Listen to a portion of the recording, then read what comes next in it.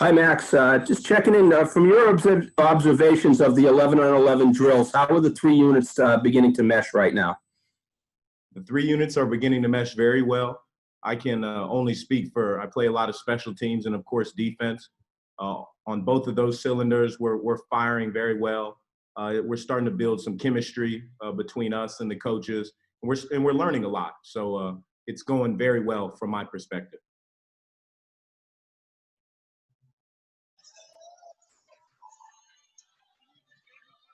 We'll go next to Dan Rubin.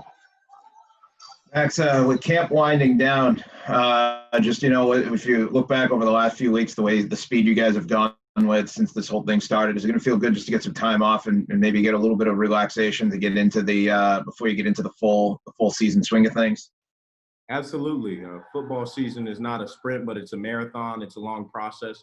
And camp is a long process too. You go day in, day out, practice, meetings, film. And so it will be good to get a breath of fresh air and a couple of days away, just so that we can reload and relock in for the upcoming season.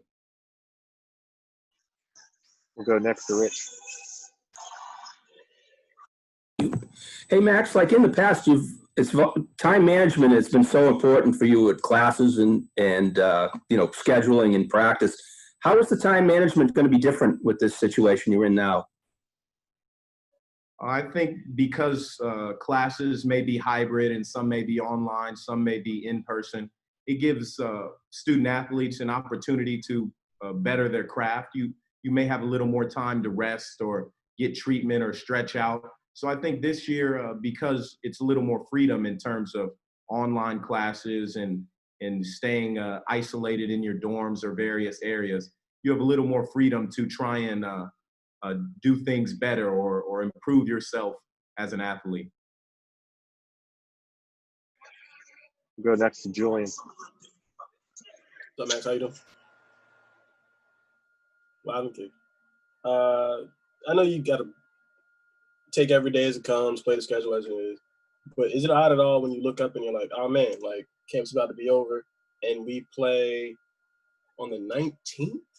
You know what I mean? Like, it's just, the time in between just feels strange. It has been strange. Of course, we had a game scheduled and then things happened. But I think it's important for us as a team, and especially for us as leaders on the team, to focus on the day-to-day and the time at hand. I'm sure you probably wanted to hear a little bit of a different answer, but what we try to do is just take it one day at a time. And especially in camp, which is a extremely long process, we just try and take it day in and day out because, hey, the season will come, but we're just focused on getting better right now. And it's a blessing to just be able to play ball during camp. I'm grateful every morning I wake up and I'm able to strap it up. So we'll go next to Dan. Max, football, I know some of the concepts don't change, right? You make a tackle, you make a tackle, but the same way that you probably normally would. But for you, this preseason, working with a new defense, not necessarily the specific language of what you might have had to learn, just how have you felt about getting comfortable in the defense over the last few weeks? Since this was really the first go-around, save for a few days in spring. It's been really good. We've been able to spend an extended amount of time learning from this staff, whereas the springtime was cut short. It's very cool to learn from Coach Halfley, Coach Lukabu, and Coach Duggan. Of course, they're kind of our main focus, being the D coordinator, the head coach, and our linebackers coach. But it's been good because this time we've expanded upon what we've learned in the spring. The spring was just a small appetizer, and now we feel like we're getting the full course meal. We'll go next to Rich. Just going back to you saying you feel grateful, and this was the question I've asked some of the other guys. I'm sure you have friends and acquaintances from other leagues that have been shut down. Does it kind of give you a new perspective, a new more appreciation of the opportunity you have when it's being denied to so many others? Oh, absolutely. I've got a couple buddies calling me asking if we got some spots over here at BC. So yeah, it's put a lot of things in perspective, and being able to continue to practice and continue to prepare for a season is a lot more than I think most of a lot of the college football teams in the country are going through right now. So we are blessed to be here, and every day, you know, it's not we have to get up early, but we get the chance to wake up early, and we get the chance to come out here and play. That's how we're feeling. We'll go back to Julian.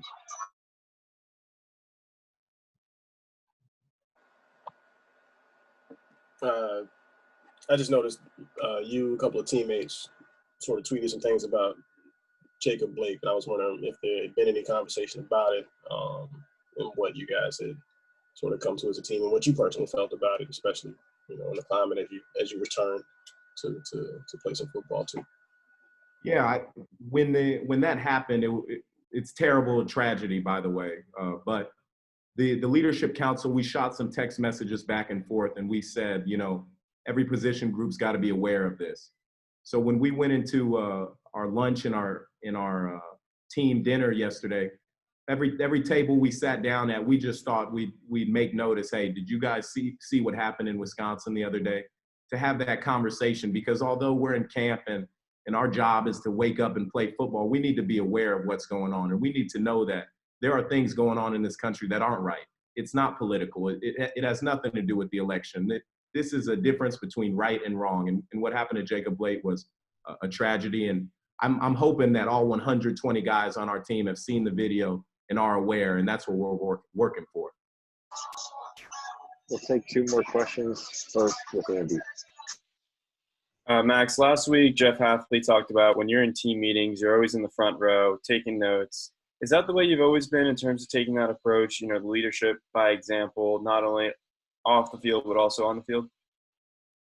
Absolutely. I think a lot of time leaders sometimes can take the back seat and get away with it. But I think the best leaders, they try and lead from the front. So I'm trying to emulate some of the guys I've heard from and some of the guys I look up to, what I've seen in the past. I want to be one of the leaders that leads from the front and tries to do the right thing. Although, you know, I'm not perfect. I don't do everything right. I want to try to be a good example for some of the younger guys. And even if I mess up, I just hope I can be a good big brother to these guys. All right, Max, that looks like that's our last question. I appreciate it. Thank you. Thanks, guys.